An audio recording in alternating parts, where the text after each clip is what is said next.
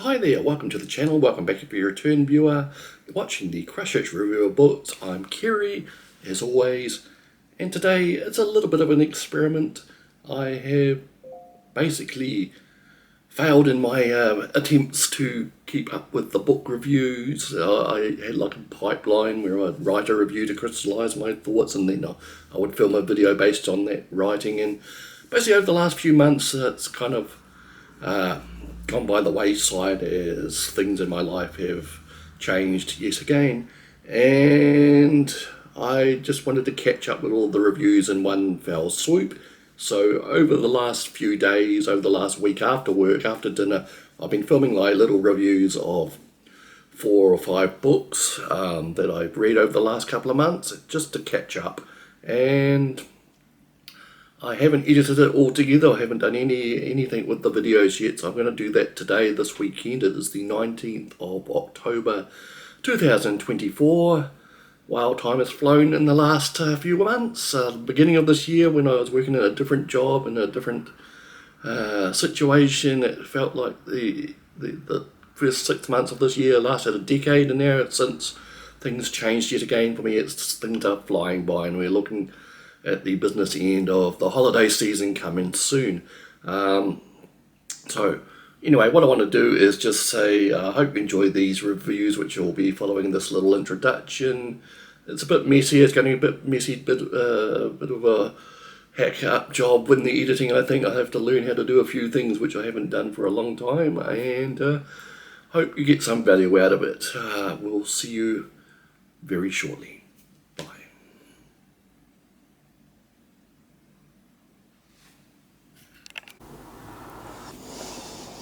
Hi there, this is a first of a quick and nasty review which I'm going to edit together with a bunch of other reviews into a big omnibus review video eventually sometime. I don't know what part of the video this particular little review will be in, but I'm just trying to get a lot of stuff out of the way to reduce a backlog that I've got going. So, right now I'm going to talk about Justice Warriors.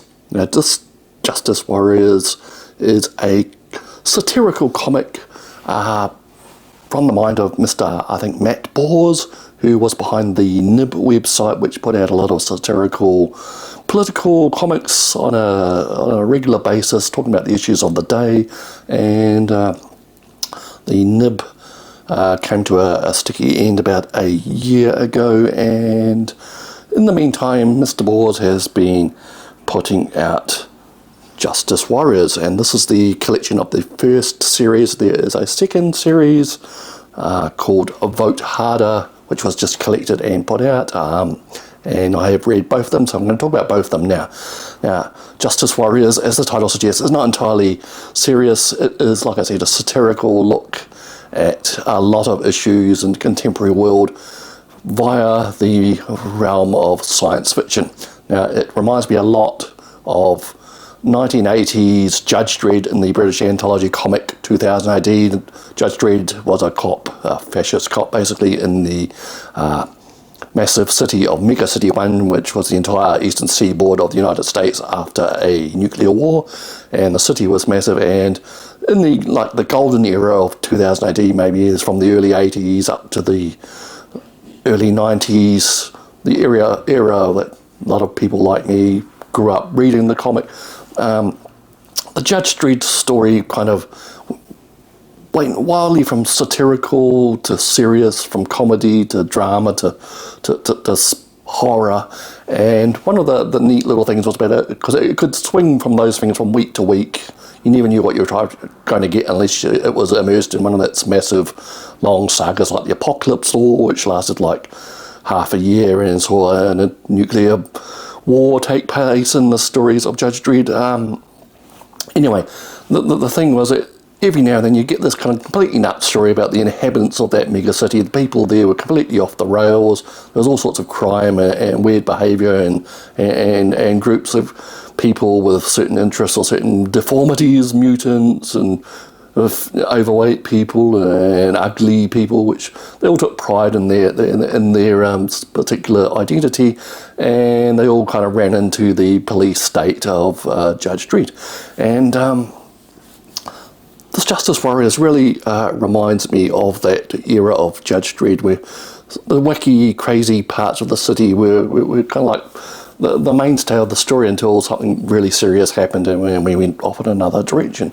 Now this takes place in Bubble City, and it's like a golden bubble in the middle of I think you call it the UZ, the zone, where basically all the mutants live, all the down and out people, low class people, and all the rich and wealthy people live in this Bubble City, which is quite literally a large dome bubble. There you can see it at the bottom there. Now this is a buddy cop story basically about a guy called Swamp, who is a hardened cop, but he's a single man. He's looking for love on the online throughout the series, and his new partner called Shit, who is literally a large pile of excrement, or shit as you like it, in a suit. And Shit's face basically looks like the shit emoji that you're all probably familiar with, and he gets together with Swamp, who is kind of like a creature from the Black Lagoon type thing, a heavy-set version of that, and they become buddy cops basically, and they take on this weird and wacky world. Now that's fair enough, you know, you've all seen this type of thing. Well, this is really unhinged. It goes from grotesque to extremely violent, and back again. There's comedy, there's satire. It's trying to say something about our modern hyper-capitalist, online obsessed world, and through science fiction basically, as I said. And it has a lot to say, and not always successfully. I think sometimes it goes a little over the top with the violence and the grotesquerie, but you know, it's like those 80s Judge Dredd, if they had taken place in our current world, had been created in our current world with the online culture, the internet, and our current cynical capitalist nature, or something, or anti-capitalist nature.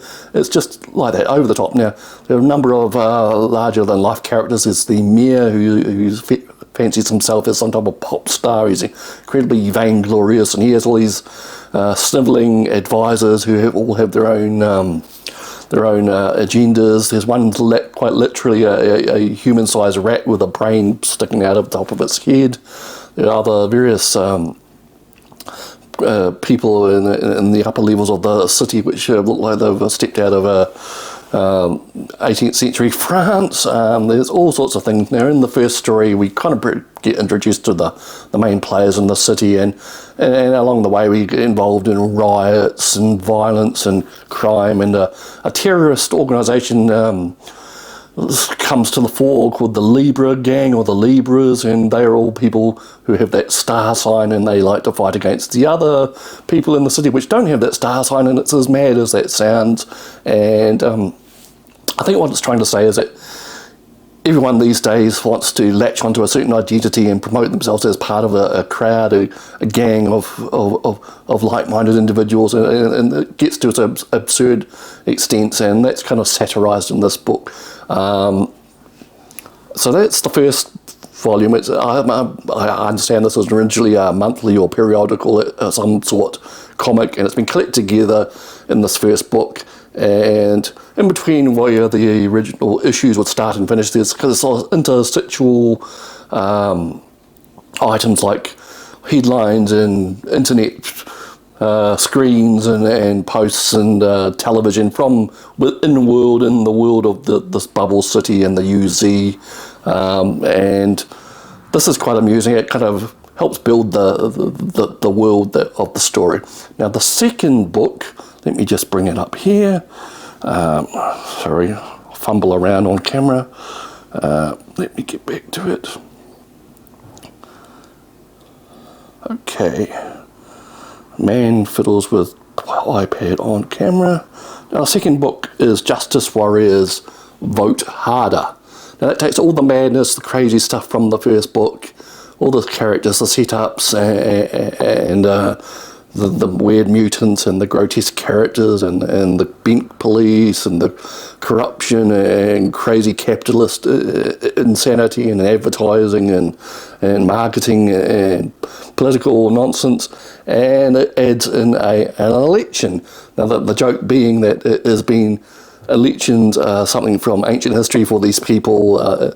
We don't really find out what specified time period this whole stuff is taking part in. In fact, in this book, they actually mention that nobody really knows about their past. So, and there's a running joke that elections and democracies are so alien to these people that they can't even say the word election. They just keep pronouncing it as something wrong.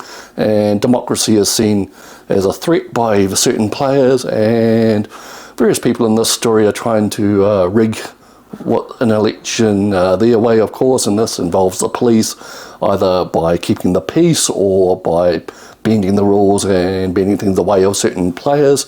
And it's a lot of fun. Like the first volume, it's very, very violent. I probably should have mentioned that earlier. If you don't mind seeing people exploding with the impact bullets or being decapitated or cut in half, all in full frame artwork, maybe this book isn't for you, or this one and the previous one. Maybe it's part of the satire, I guess, the ultra violence, but it does get a little too much sometimes. Maybe perhaps the satire is there even more in this one, as we get a kind of like a big look at how politics works in our world through the lens of the bubble city world in the future, or whenever it is. The mayor finds that he has to fight an election, which is strange to him because he was giving his role as a hereditary thing. His half-sister or something, who looks like sort of like a Greek goddess, is the main opponent initially, but then there's a third player comes to the scene. I think it's a woman who is permanently fused to an armoured vehicle, which they call a tank, but it looks like something completely bizarre, and she becomes like the populist choice. And of course this doesn't go down well with certain powers, and old Swamp, one of the main characters, is tasked with infiltrating the tank meetings and what have you. He thinks he's being taught to by his favourite television program telling him to do things, and at the end we find out who's really behind it, and it's not that massive of a surprise to find that certain powers in the city do not want democracy to take hold again. And the interstitial stuff is still here again. In between the chapters of the story, you find out more about the world and the crazy media and the internet and what have you. And it's a lot of fun. It's, like I said in the first part, the humour doesn't always go well. The jokes are there, but they don't always land. I think it's a little too much relying on grotesque figures and absurdities, which within an already absurd world. So that's a little acquired taste, maybe. The artwork is top notch. It's, I guess that's the cover. Kind of varies between ultra realistic and ultra cartoony depending on the situation, and often both in the same, almost on the same page. And like I said, it's very violent, so there's a lot of gore. There's also a lot of really grotesque figures. They're kind of like the people that you might have seen in ancient old children's picture books that meant to scare people. That's a lot of the figures in this book are like that. Now this is Shit is his name, as known, and yeah, so that is Justice Warriors Vote Harder. I guess it's released at around this time of year to take advantage of the coming US election season. Well, the election season that's been ongoing for months now, and it's within its last few weeks. And this book has a lot to say about corruption and politics and all that type of thing, like I've already mentioned, so I won't go any further. I enjoyed both books. I have them on Kindle. You can get them in hard copy still. I understand the series has been very successful for the creator. I guess there's a desire for this type of thing. I think the that comparison is a kind of like halfway between, like I said, an 80s Judge Dredd and something like Transmetropolitan by Warren Ellis from a while back. They've got things to say via the lens of a future city type thing, and a lot about our current world. Whether you want to look at that through all the violence and the satire and the grotesque stuff, I'll leave it up to you. I enjoyed it. It didn't always land its jokes, like I said. It wasn't great, it wasn't amazing, it was good. So that is Justice Warriors, and Justice Warriors vote harder. We'll leave it up to you whether you want to pick those up. Okay, we'll add to this video with another book soon. Here I am again with another review. I'm not sure where in the order of these bumper omnibus review videos that this particular review is taking place. It could be at the start, could be at the end, could be in the middle. We'll see and find out together. Anyway, today I'm talking about this book, Burn Book by Kara Swisher. Now, Kara Swisher is a tech journalist by trade. She's branched out into more than that recently. I first became aware of her as a host of a podcast I listened to, and then I basically started listening to the other podcasts that she hosts. She's gone through several in the recent years, and I really enjoyed her take on all things technology and how it interfaces with the political and social side of modern society, well, Western society at least anyway. She's been working in the tech news industry since the 90s, and Burn Book really is basically her memoir of her career. We get a little bit of biographical background from her about her life, her family, where she came from. She really wanted to go into the military or the intelligence services, but had to settle for journalism, and she became really an expert in all things tech, which is like the coverall term that we seem to use nowadays for information technology, computers, and all the subsidiary industries which are around them, and who have become big and powerful and wealthy, and basically affect our everyday lives now. And basically this book follows her journey from being a reporter for a newspaper and all the way through to basically running her own companies to present shows and do journalism in the way she likes to do it.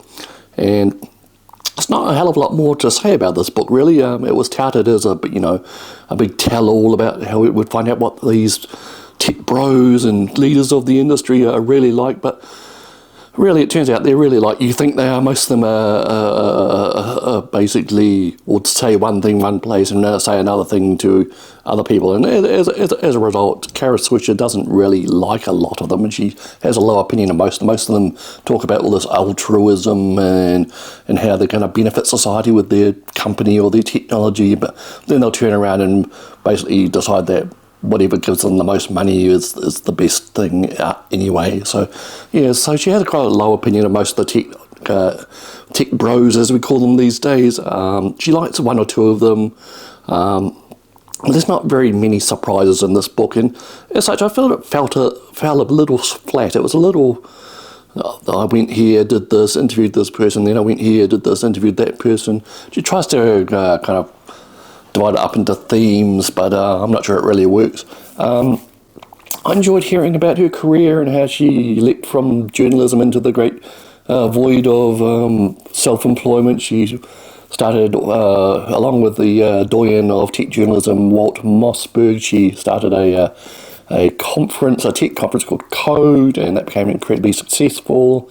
And eventually she basically took over the thing herself from the company that was running it, and she's been a success ever since, I should say. And anyway, this is basically her professional memoir, basically, and not much more to say about that. I enjoyed it for what it was. I thought it was lacking a little bit in impact, really. It was just, these tech industry leaders are pretty much as you expect, as you see them, as you think of them, or as most of us think of them. I guess there's still some people that worship their feet, but yeah, so that's Kara Swisher's Burn Book. Okay, but nothing special. Okay, on to another book soon. Cheers. Hi, you find me here on a Wednesday night. It is Wednesday in mid-October. Maybe this review is coming at the start of the whole video, or maybe it's at the end. I don't know yet. Anyway, I'm going to talk about this book, Some, by David Eagleman. Now, David Eagleman is your classic polymath genius. He is a neuroscientist by day. He presents podcasts, television programs, writes a whole bunch of non-fiction books about the brain, consciousness, psychology, all that type of thing. And just to be different, in 2009 he put out Some, and it is subtitled 40 Tales of the Afterlives, with a plural, and it is short fiction. It is a whole lot of short fiction, very, very short fiction, short stories, or maybe you could call them vignettes. Some of them are only like 1 or 2 pages long. And basically the conceit of this book is that every little short story in it, all 40 of them, is a description of a different form of afterlife. That maybe somebody's wishful thinking or some nightmare. They vary from story to story. Some are, like I said, are 1 or 2 pages long. Some are a little bit longer, maybe 3 pages. And basically, it's pretty much a formula. He goes, in the afterlife, blah, blah, blah, blah, blah, and we get an explanation of basically the rules, the regulations, the way it works after life, and most of the stories are a bit of a morality tale. Basically, if you want all these wishes to come true, you have to pay a cost. Basically, that's the simple message. So the one story, in this certain afterlife, you can become anything you want, and someone chose to become a horse or something. Naturally, if you become a horse, you lose all your human consciousness, and you are basically a horse, and that is like the barb and the tail of the story. And there are other stories like that, a lot of stories about how God has lost control of the whole afterlife thing, and there's more people than he was counting on, or there are multiple gods, or God is a woman who is beset by troubles, and or God is a humongous creature, or the gods are microscopic, or there is no God, we were actually created by aliens, or humans are actually a computer network. All sorts of possibilities are talked about by David Eagleman. Some of them are fascinating, some of them are a little twee, a little weird. Like I said, most of them have like a barb in the tail, or a little of a morality lesson for people where maybe don't wish for things to come true, or you'll get more than you ask for, that type of thing. I read most of the stories in this in my lunch hour at work. It's a great book to dip in and out of it when you've got a brief amount of time to read something. I wouldn't recommend reading it from cover to cover in one go, or 1 or 2 goes. It is a little much, a little repetitive, a little samey. I finished the book in a session where I read about half a dozen of the stories, and I started to think, didn't they just say that in the previous 1 or 2 stories beforehand? So maybe not a cover to cover read, just dip in and out when you've got time. It's fascinating. It can be funny, it can be thought-provoking, always interesting. I haven't read or seen or heard anything else by David Eagleman. This is my sole exposure to his oeuvre. He's probably totally different in his scientist mode altogether. I was put onto this book by a podcast. I can't remember which one, but I listened to so many. Someone recommended this. I think it may have been... No, I won't say. I think it may be We Can Be Weirdos, perhaps. Dan Schreiber, the host of that. Yeah, like I said, it's worth a read. Came out 2009, so it's not brand new. I picked it up on a Kindle version for not very much money. If you can find a hard copy, paper copy, probably even better. Just one handy book to have around near the bed, or wherever, if you want to dip in and out of something. So that is Some 40 Stories of the Afterlives by David Eagleman. Okay, we'll catch you with the next book. Cheers.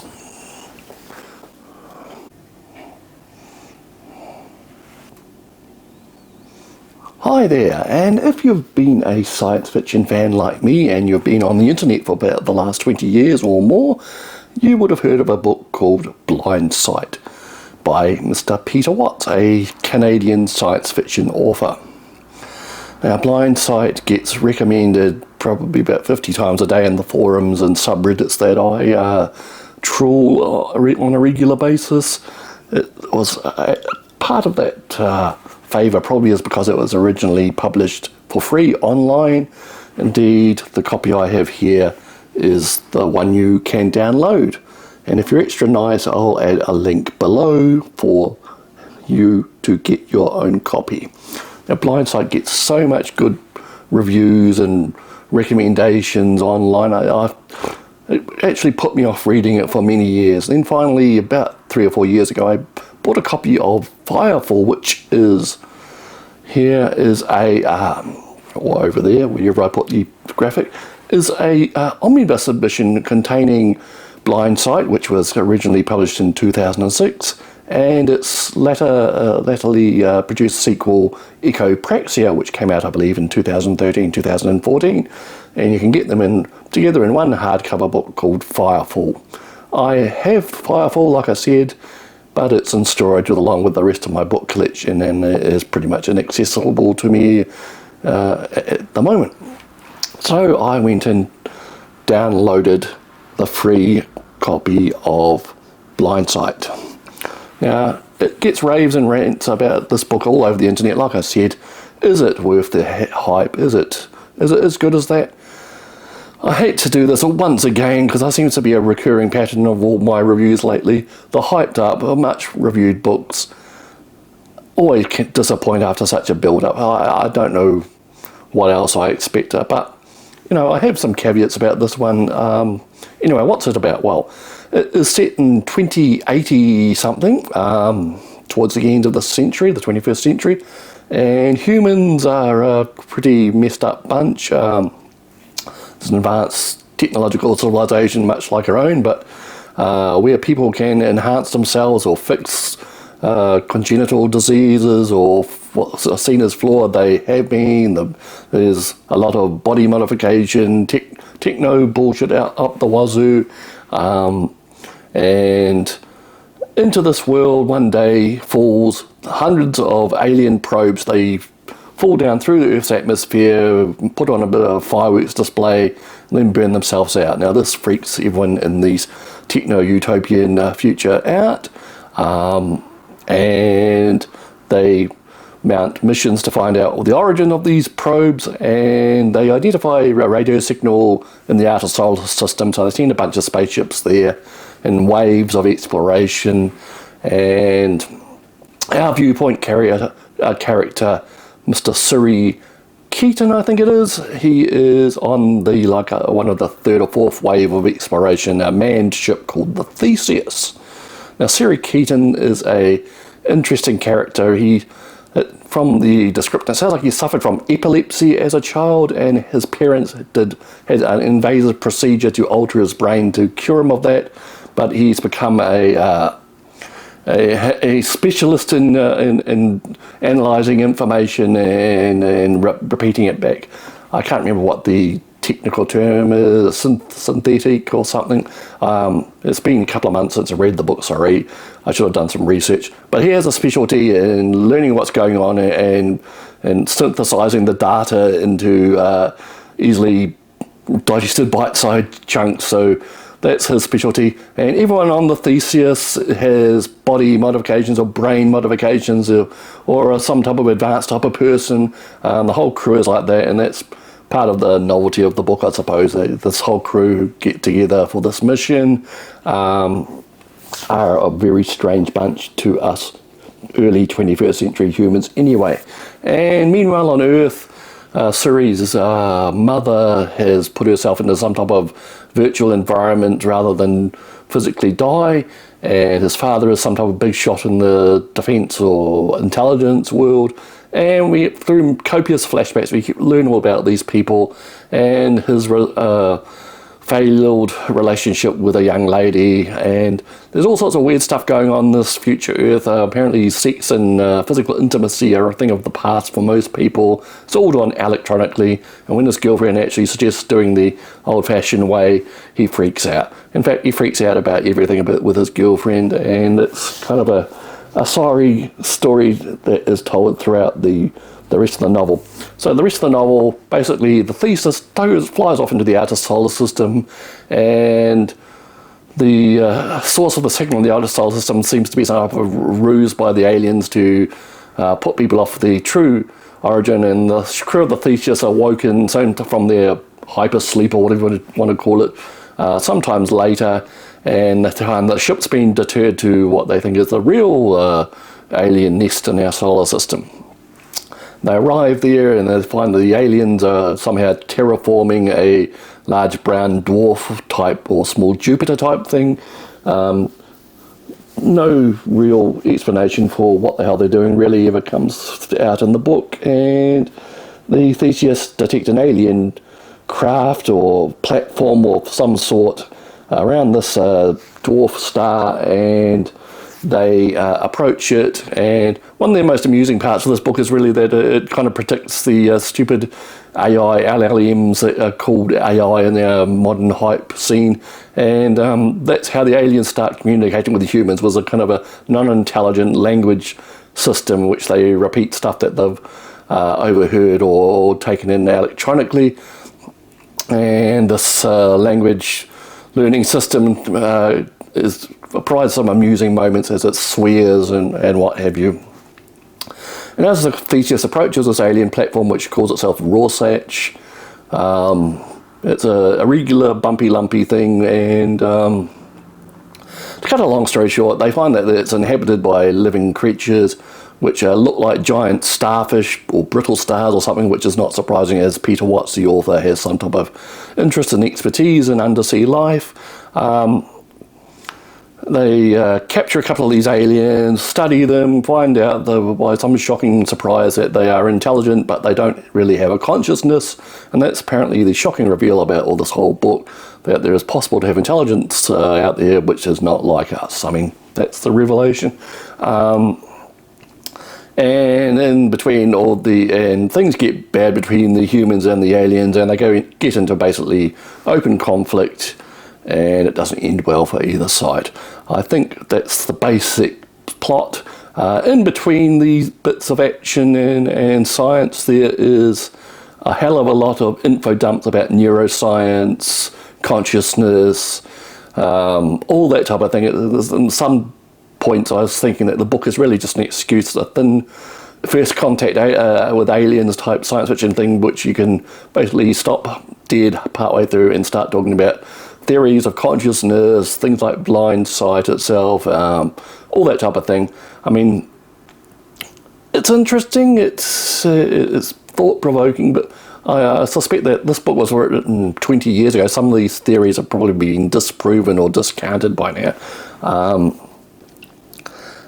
I guess if you've never pondered natures of consciousness or the human mind or neuroscience before, that is probably a bit of an eye-opener about all the weird and wacky things that exist and can happen, the ability of things to, your vision to actually zone out in between looking at things for a split second, and the book posits that these alien creatures can actually take advantage of that and move and do things to you in between your consciousness taking notice of what's actually going on. And there's all a lot of cool things like that, but it did become a bit of a diatribe of, hey, well, I've just learnt this cool new fact about neuroscience, how about I add it into the book?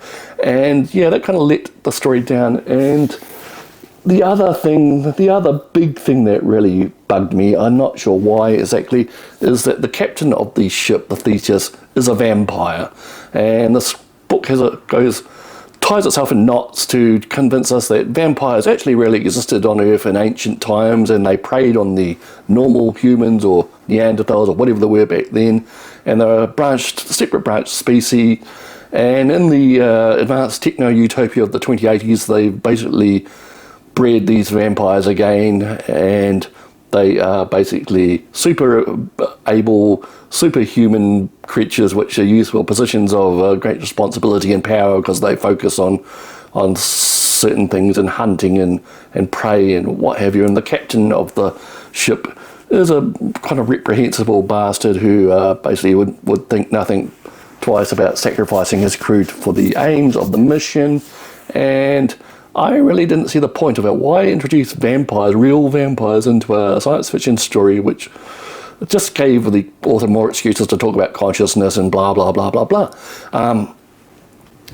There's a lot to like about this book, the science, the alien contact. There is a great sense of wonder as they approach this Rorschach platform and start doing expeditions into it, and every time they go in there they get massive doses of radiation, which requires their automated medical system to basically patch them up and repair them every time after they go into the alien ship.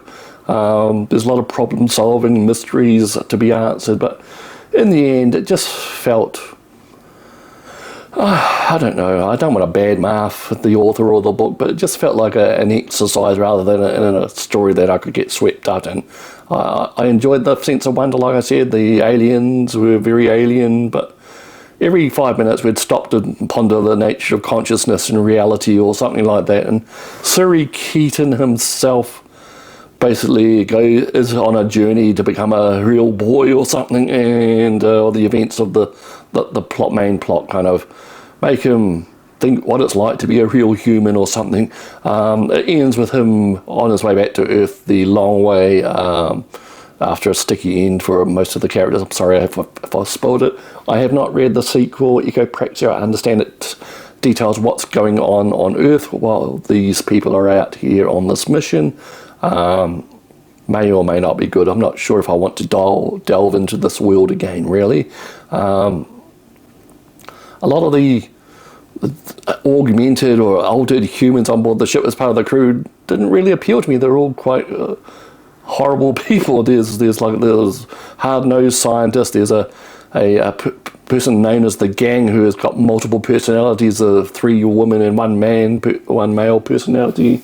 There's a military person who's got some type of dodgy past with war crimes or something, and on it goes. I guess you're supposed to be fascinated by the weird backgrounds of these people, but oh well, it didn't really work for me, that type of thing. Could have been a better story for me, but maybe I'm just really picky and my light has gone out, must have gone flat. So I'll leave it there. That is Blindsight by Peter Watts, available online for anybody to get and read yourself. Make your own mind up. Don't be put off by me. It may be the most incredible, mind-blowing thing you read this year. If you've been interested in consciousness, science, neuroscience, extraterrestrials, you probably read better, to be honest, but it's a neat package with all these ideas and science fiction tropes, so your mileage may vary. That is Blindsight by Peter Watts. I almost said Blind Watts by Peter Sight. So we'll leave it there. Have a good evening or morning or afternoon, whatever you want. Cheers.